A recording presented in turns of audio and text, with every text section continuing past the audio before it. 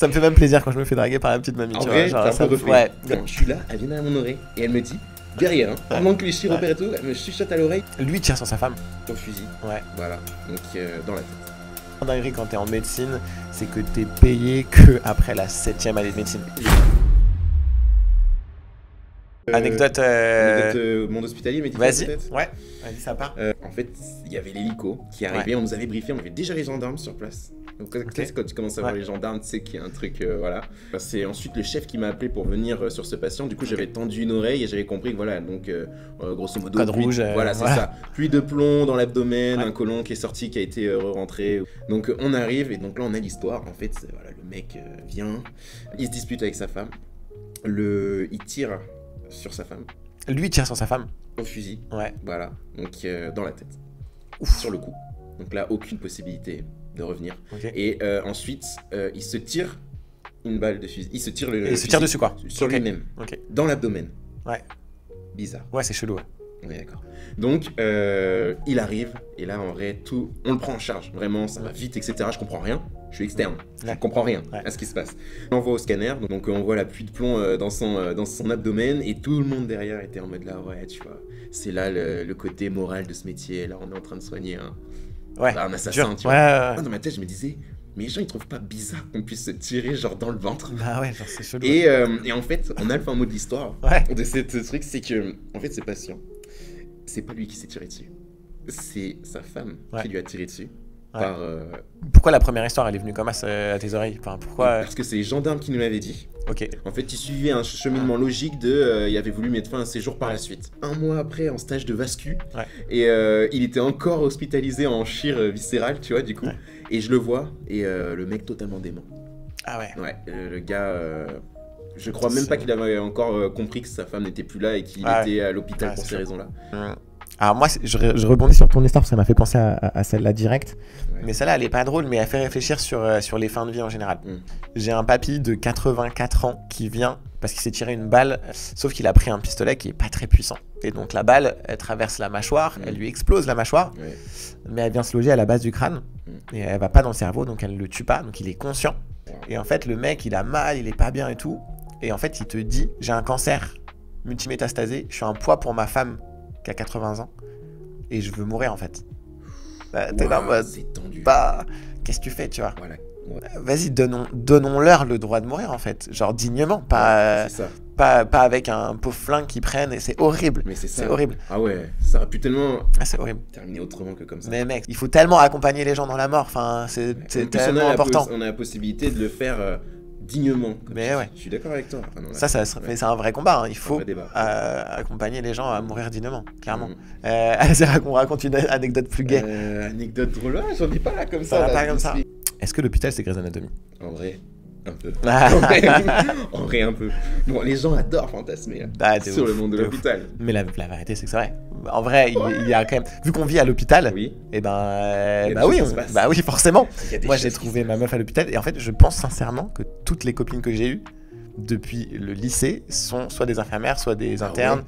Ah ouais? Ouais, moi j'étais absolument pas branché au monde de la santé. Enfin, moi j'ai eu que des copines dans la santé. Ah, il y a des trucs bien, je suis d'accord. Tu sors un peu de là quand tu sors de ta vie de l'hôpital, c'est pas mal. C'est ça. Bah, il y a des avantages ou des inconvénients, on y trouve tout en compte. Ouais, grave. Voilà. Tu t'es déjà fait draguer? Ah ouais. Ça m'est arrivé plusieurs fois. Ouais. Par une patiente. Ah, il est gêné, regarde-le. Arrête. En même temps, je suis beau. Non. Plus des personnes âgées. C'est le classique. La petite mamie, souvent. Ça me fait même plaisir quand je me fais draguer par la petite mamie. En vrai, t'as un peu refait. T'as un peu refait, tu vois. C'est tout bénef, tu vois, je kiffe. Ça. Exactement. Ça t'a refait ta journée. Mamie t'a dit que t'étais beau. Exactement. Un beau jeune homme qui rentre dans la chambre. Toi, tu es là, tu fais salut mamie. Exact. Il faut savoir que quand tu es un go muscu au bloc opératoire, très souvent, tu n'as pas la taille qui convient. Donc je me suis retrouvé avec des habits un peu serrés. Tu m'étonnes. Voilà. Moi, tu sais, à un moment donné, tu trouves des positions. Ça fait 3 heures, je suis dans le bloc. Je me tiens les hanches, tu vois. Je tiens sur une jambe, je tiens sur l'autre, tu vois. C'est ça. Il y a une infirmière qui vient derrière moi. Je te dis, c'est la vérité. Je ne sais pas si elle a rigolé ou pas, mais j'ai trouvé le truc. Je me suis dit, à l'inverse, ça aurait été vraiment chelou. Elle est à mon oreille et elle me dit, derrière, hein, pendant que les chires opèrent et tout, elle me chuchote à l'oreille. Tu crois que je te vois pas dandiner là comme ça, tu montes tes fesses et là je suis... Elle a dit, tu me montres tes fesses. Et j'ai fait... débat. Et là, je me suis dit, putain, tu sais, parce que le bloc, il est silencieux. En plus, je me suis dit, oh là là, les gens, s'ils ont entendu, c'est la honte, tu vois. J'avoue. Et maintenant, ça fait 5 ans que vous êtes ensemble. Voilà. Mais il y a une anecdote qui m'a fait trop rire. C'est quand j'étais en salle de réveil, j'étais jeune interne. Quand tu poses des cathéters, t'es en stérile, donc vraiment, tu peux rien toucher. Et donc, j'étais habillé pour poser les trucs stériles. Enfin, l'infirmier qui m'aidait à poser les cathéters était gay. Yes. Et je pense qu'il m'aimait bien. Je sais pas pourquoi, franchement, j'ai l'impression que je plais plus aux gays qu'aux infirmières, mais genre les gens pensent que je suis gay, je sais pas, mais la vérité c'est qu'il me draguait, mais ouvertement, tu vois. Okay. Mais ce qui était très drôle, c'est qu'il est venu derrière moi quand j'étais en stérile, et quand je posais mon cathéter, il venait mettre sa bouche là, il disait « T'es en stérile, tu peux pas bouger », et il me disait ça comme ça. Ah ouais. Oh la dinguerie. Et là j'étais en mode... Si on parle salaire. Allez, c'est parti. Les gens veulent savoir, je pense. Alors déjà hein, la vraie première dinguerie quand t'es en médecine, c'est que t'es payé que après la 7e année de médecine. Les gens, ils savent pas ça. Les gens, ils savent pas. Ouais. Non, ils savent pas. Ils pensent que tu rentres en médecine, tu gagnes un max. Non, mais c'est faux. C'est faux de ouf. Attends, t'es externe, t'es en 4e année de médecine, ouais, c'est ça, 21, en fait, t'es au stade licence. T'as déjà fait 3 années. T'as tes potes qui commencent à gagner de l'argent. Exact. Toi, ton salaire, c'est 150, 200 euros par mois. Et des fois, tu fais des semaines de 90 heures. Puisque tu tapes 2 gardes, dont une garde du samedi, alors que t'as fait toute ta semaine. Et les gardes, c'est 44 balles. Oui, voilà, c'est ça. C'est ça. Exactement. Ouais, voilà. Quand t'es étudiant, tu ne gagnes rien. Exactement. Et tous les salaires sont affichés. Oui, c'est facilement vérifiable sur Internet. Tu tapes sur Internet, tu as le salaire, mais pour moi, le salaire d'un interne tout jeune semestre, il est à 1006 ou 1007. Exact, c'est ça. Il est à 1650 ou 80, je crois, quelque chose comme ça. 1600 balles. Qu'est-ce que tu veux faire avec 1600 balles? Je suis désolé, hein, mais à Paris, rien que mon logement, quand j'étais interne, il me coûtait 1000 balles et j'avais 9 mètres carrés. Enfin, tu vois, genre, non, hardcore. Quand t'es interne, c'est hardcore. Je pense que ce qui est important de dire, c'est pareil. J'invite les gens à regarder sur Internet. Tu tapes la moyenne du nombre d'heures effectuées par interne confondu. Quand tu ramènes le taux horaire du salaire... Ah, c'est moins que le SMIC, ça, c'est sûr. Voilà. Faut le dire. Ah, bah, parce que c'est vrai que 1006, les gens peuvent se dire, mais c'est plus qu'un SMIC. Enfin, de quoi vous vous plaignez. Ouais, grave. Non. Rapporte-le au taux horaire. Au taux horaire, c'est sûr que je paye beaucoup mieux ma babysitter que mon interne. Ça, c'est certain. Ah, mais ça, c'est une certitude. Ah, bah oui, bien sûr. Donc, ouais, c'est compliqué. Ouais, non, ça peut être un peu chaud. Parce que oui, tu fais une semaine hardcore de l'interne. Genre, si tu fais toute ta semaine, donc lundi à vendredi, et que tu fais ta garde du samedi, ça veut dire que tu as travaillé lundi, mardi, mercredi, jeudi, vendredi. Ouais. Le samedi matin, tu retournes à l'hôpital pour prendre ta garde. Et tu repars le dimanche midi après les transmissions et quand tu as fait tes prescriptions. Des fois, moi, je rentrais le dimanche, il était 14h. Hein, okay, donc, tu as fait du lundi au dimanche 14h. Tu rentres chez toi, tu dors le dimanche après-midi. Et le lundi matin, hop, t'es reparti. C'est une dinguerie. Ouais. Et ça, donc tu fais des fois 80 heures dans ta semaine et tu gagnes 1600 balles par mois. Non, c'est chaud. C'est un peu dur à accepter. Mais alors après tout dépend de ce que tu fais, mais pas de ta spécialité. Ton salaire va dépendre de où tu travailles, dans le public ou dans le privé. Parce que ça, c'est ouf, mais tous les médecins du public gagnent la même chose. Les gens ne le savent pas, ça. T'es chirurgien esthétique ou Anesrea ou MPR ou n'importe quoi, t'as le même salaire. Je le savais même pas. T'es sérieux? Ah ouais, je savais pas du tout, gros. Ah, c'est une dinguerie. T'as une sécurité d'emploi quand t'es à l'hôpital public et t'as des conditions souvent de taf qui sont quand même un peu meilleures. Tu travailles, pour t'expliquer dans mon travail, mais au bloc opératoire, je vais avoir un infirmier anesthésiste dans chacune de mes salles. Je vais avoir pas mal de collègues autour de moi. On va finir quand même plus tôt. Concrètement, je fais des transmissions plus tôt dans le public que dans le privé. Mais quand tu t'en sors avec un salaire qui suit pas alors que tu as fait 15 piges d'études... En vrai, c'est un peu difficile parfois. Ça pique. Ouais. Moi, j'ai de la chance de faire moitié-moitié. Je fais 50% dans l'hôpital public, 50% dans le privé. Et le privé m'aide beaucoup à rattraper sur ce salaire et ça me permet de prendre un jour off dans ma semaine. Mais pour avoir un confort de vie, en fait. Pour avoir mon confort de vie, pour faire ma salle de sport, faire les réseaux, mec. Genre, parce que ça, en fait, la journée, elle est dessus. C'est intéressant parce que j'ai l'impression que les gens... Il y a un gros débat autour de ça, de les médecins ils gagnent trop, il y a la team de on donne trop. Mais... On le paye 30 balles et les gens se scandalisent de le payer 30 €, mais moi ça me rend complètement fou. Mais ça. Ces gens ils ont plus la notion des prix, même des factures. La facture d'un séjour à l'hôpital, faut en parler quand même. Grave. Déjà d'une nuit à l'hôpital et j'ose même pas imaginer. La réa, c'est plus de 2000 € la nuit. Plus de 2000 €. Ça dépend bien entendu des structures, mais c'est 2-3 000 € la nuit. Et tu payes rien, tu vois. Donc, quand il y a un reste à charge de 100 €, des fois, les gens, ils pètent un câble. Mais genre... Gros, il est déjà payé, quoi. Ah non, mais plus que ça, même. Ouais, mais c'est ça.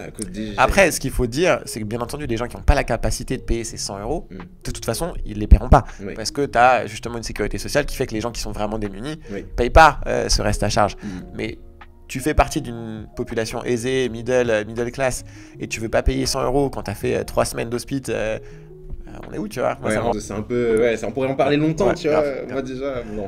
Donc, bon, voilà. Et dites-nous ce que vous en pensez. Moi, je veux savoir, moi. Grave, non, c'est vrai. Voilà, ça débat, va faire débat. Ça va faire débat, mais c'est intéressant de savoir aussi, tu vois. On peut parler du salaire après quand t'es chef. Qu'est-ce qui se passe? Donc, concrètement, moi, en tant que chef de clinique, donc quand t'as fini tes 11 ans d'études minimum, parce que j'ai fait de la recherche en plus, etc. Mais quand t'as fini tes 11 ans d'études, t'es à 2006 par mois. Quand tu es chef de clinique.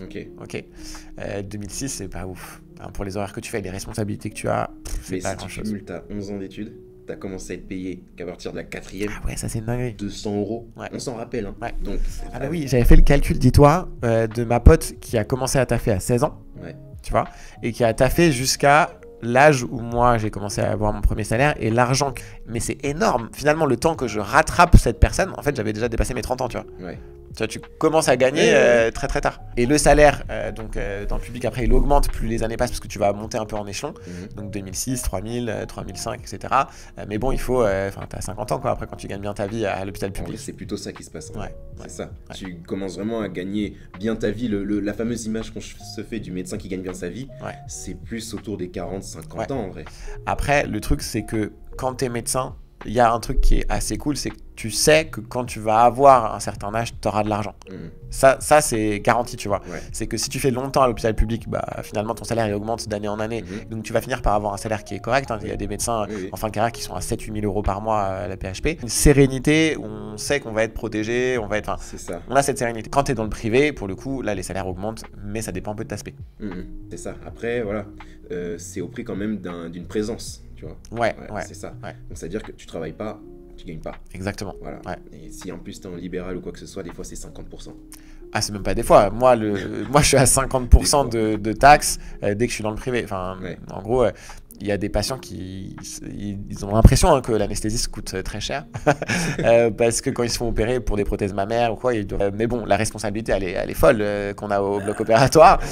Et en fait, on gagne pas 300 balles, même sur des prothèses mammaires qui durent pas très longtemps, mais tu as 150 balles qui va à l'URSSAF et à la CARMF. Tu dois payer ton infirmier anesthésiste que tu payes dans le privé de ta poche. Donc 150 moins, je sais pas, 50 ou 70 que tu payes pour l'intervention pour l'infirmier anesthésiste, il te reste quoi? Il te reste pareil, 70 balles. Tu vois, il te reste pas grand chose. Mais oui, c'est ça, mais c'est ça qu'il faut prendre en compte, tu vois. Ça coûte combien de se faire refaire les seins? Ça dépend de ton chirurgien esthétique. C'est pour moi. Entre 5 et 10K. Ok. 5 et 10K? 10 pièces pour se refaire les seins. Alors après, ça dépend ce que tu fais. Ça peut être même plus cher si tu fais liposuction, lipofilling. En fait, si tu aspires toute la graisse, tu dois la traiter, refaire le sein, réinjecter la graisse dans le sein. Ça prend beaucoup plus de temps, ça utilise beaucoup plus de matériel. Dis-toi, un bloc opératoire, c'est 1000 € l'heure juste pour louer le bloc. Donc si tu as une intervention qui va durer 5 heures, déjà, c'est 5000 balles juste pour la clinique et juste la location du bloc opératoire. Après, il faut payer l'anesthésiste, il faut me payer moi. Il faut payer l'infirmière anesthésiste. Du sport perdre de la graisse ou... Alors ça dépend. Moi je pense qu'il faut faire liposuction avant, me donner un peu d'argent et après aller faire le sport. Revenez me voir. Non mais tu sais que j'ai vraiment, pour le coup c'est ce que je suis en train d'essayer de monter, c'est que je me suis rendu compte que les chirurgiens, ils opèrent leurs patients, mais ils n'ont pas cette prise en charge globale du patient derrière, qui en fait a envie de perdre du poids, tu vois, et n'est pas suivi derrière. Donc tu vois, moi je fais en sorte d'avoir un suivi des patients.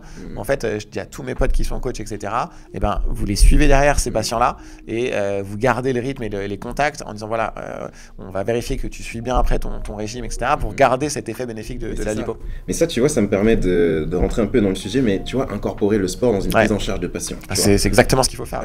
Aujourd'hui, on dit souvent, tu sais, aux gens par rapport à l'IMC et tout ça, perdez du poids. Perdez du poids, c'est important. Sauf que, tu vois, tu te rends compte que quand tu prends de l'âge et des choses comme ça, tu perds en masse musculaire. Souvent, tu es dénutri. Et tu peux être dénutri même quand tu as un IMC élevé. Et ça, les gens, ils ne savent pas. Mais même quelqu'un d'obèse peut être dénutri. Voilà, et ça, il faut le dire. Donc, ce qui fait que on est toujours dans cette optique, perdez du poids. Et faites ça comme vous voulez, tu vois. Et on arrive à des patients qui ont fait des va-et-vient monstrueux, qui ont perdu beaucoup de poids, qui sont revenus. Alors, je te parle pas des TCA et de l'impact psychologique que ça a, et l'impact sur le physique, tu vois. Et je trouve qu'on met pas assez en ligne de compte le fait de normaliser l'activité physique, mais surtout sur la conservation d'un capital musculaire, tu vois. Mais que tu avais un effet bénéfique sur tout. Mais littéralement sur tout. Le cerveau, les gens savent pas que ça C'est tellement de trucs. Il y a un effet bénéfique sur le cerveau, sur la mémoire, sur Alzheimer, sur toutes les maladies neurodégénératives. Genre, avoir de la masse musculaire, ça protège de tellement de maladies. Mais oui. Et après, il faut se poser la question, toutes les habitudes que tu fais pour avoir de la masse musculaire, mais en fait, c'est que bénéf surtout pour le reste. Pour tout. Ouais. Alors voilà, encore une fois, je dis pas faut devenir Arnold Schwarzenegger. J'ai pas dit ça. Et on le deviendra pas de souci. Pour les gens qui pensent qu'ils vont être trop musclés dans la salle, ça va bien se passer. Tu veux dire que je serais pas comme ça? C'est d'autant plus important que quand on va vieillir, et même chez des femmes, tu vois, qui commencent à être ménopausées et tout, le capitaine musculaire, densité osseuse, ça fait comme ça. Tu vois. Il faut garder ce café. Il faut garder. C'est hyper important, même quand on sera vieux, pour avoir en fait une qualité de vie. Parce que l'espérance de vie, c'est bien, mais il faut réfléchir à la qualité de vie qu'il y a derrière. Tu vois. Et ça, moi, c'est vraiment un message que je veux passer à tous les gens. Conservez votre capital musculaire, faites de l'activité physique. Ne pensez pas à perdre du poids à tout prix. Décrochez-vous du nombre qu'il y a sur la balance et pensez plutôt à vos capacités fonctionnelles en fait. Comment vous allez réussir à appréhender chaque activité du quotidien de la journée. Est-ce que vous êtes capable de monter les escaliers? Parce que c'est pas dit parce que tu perds 10 kilos sur ta balance que tu vas pouvoir monter les escaliers. Parce que si tu as perdu 5 kilos de muscles, bah t'as l'effet tabouret quand tu te lèves de la chaise, tu vois ce que je veux dire. Donc ça, il faut y faire attention et ça, c'est un vrai message que j'ai envie de faire passer à tous les gens, sportifs, non sportifs. Bon, moi je t'ai connu sur les réseaux parce que j'ai envie aussi de prendre de la masse. Je vais à la salle de sport depuis pas hyper longtemps parce que j'ai 2 enfants en bas âge, un taf qui me prend vraiment beaucoup de temps et que tu proposais justement j'avais l'impression que tu allais me donner un peu la solution. Même si j'ai pas beaucoup de temps, je vais pouvoir prendre un peu. Vas-y, dis-moi comment je vais faire. Ça, typiquement, ce dont tu me parles, c'est un truc que j'essaye de véhiculer un max aussi. C'est que voilà, en fait, si on gère bien son temps, on a la possibilité de faire du sport. La salle, ce que tu veux. Moi, j'adore la muscu, donc c'est pour ça que je vais à la muscu. Typiquement, avec tout ce que tu me dis, tu vois, effectivement, tu as des obligations, tu as des enfants dont tu dois t'occuper, c'est normal. Tu as un travail qui est quand même assez prenant. Anesthésiste réanimateur, voilà, c'est un volume horaire qui est assez conséquent. Pour autant, c'est possible d'implémenter, tu vois, des séances de sport et d'évoluer physiquement. Mais il y a plein de choses à faire. La programmation va être importante et il faut que l'adhésion à ton programme par rapport à ton emploi du temps puisse être au top, tu vois. C'est moi, si je te fais une prog mais que ça vient pas se greffer à ton emploi du temps, que t'aimes pas ce que tu fais. C'est vrai que moi j'étais frustré de pas trouver de programmation toute faite sur internet. Donc tu vois, tu vas me dire mais c'est normal. En gros, faut s'adapter. Vraiment, je m'étais dit, je commence la muscu, je vais trouver une prog sur internet qui est pour les débutants et vas-y, je m'y mets. Mais en fait, j'ai pas trouvé. Il y a pas de truc. Il peut y en avoir. Il y a des petits schémas. Tu vois, j'ai pas. Il y a un qui m'a. Après, l'idéal c'est qu'il soit perso. En vrai, l'idéal, on est bien d'accord. T'as des petits trucs du style push-pull leg, tu vois. Ok, ça je l'ai. Le push-pull leg c'est intéressant. Tu peux faire du full body ou splitter en quelques groupes musculaires. Le truc qui va être prépondérant, c'est la nutrition. C'est important ça. Et ça, c'est plein de petites habitudes. Et aussi, il faut prendre le recul nécessaire et se dire, ok, si j'arrive à bien m'organiser, à aimer aussi ce que je fais à la salle, etc., à savoir être patient sur les résultats qui vont arriver, tu vois, et se détacher aussi de tout ce qui est réseau. Mais c'est que ça va vite aussi, puisque tu me dis 3 mois, et la vérité, c'est que moi, ça fait 1 mois, et je vois déjà quand même un effet. Quand t'as commencé la salle, quand t'es débutant, tu peux avoir des effets qui arrivent assez rapidement. C'est plus long après ? Après, quand tu commences à avoir un certain niveau, c'est long. C'est chaud. Après 3 mois, tu vois, c'est pas mal pour créer. Si t'es vraiment rigoureux, c'est pas mal comme période. Il suffit qu'on reprenne des trucs, tu vois. Alors, c'est pas flagrant, attention. Je dis pas que tu vas prendre 10 kilos en 3 mois. Attention. Et si ça arrive, c'est un peu pathologique. Donc, mais tu vas déjà voir des modifs sur ton corps. Tu vas avoir plus de force, meilleure tolérance à la fatigue. Tu vois, tu vas avoir plus d'énergie. Peut-être que pour porter les enfants, tu auras moins de douleur. Donc, tu vois, mais c'est des petits trucs comme ça. Et ça, c'est des paramètres, tu les prends en compte et tu te dis. Ah ben merci. Merci la muscu. Donc tu sais quoi, on va commencer une petite prog et on se revoit. On se revoit en février, on va voir ce que ça va faire un avant-après comme dans les chirurgies. Allez, c'est ça. Et après on viendra implémenter cette petite programmation. Vas-y, ça part. Et puis on fera en sorte que ça profite. Donc on est parti.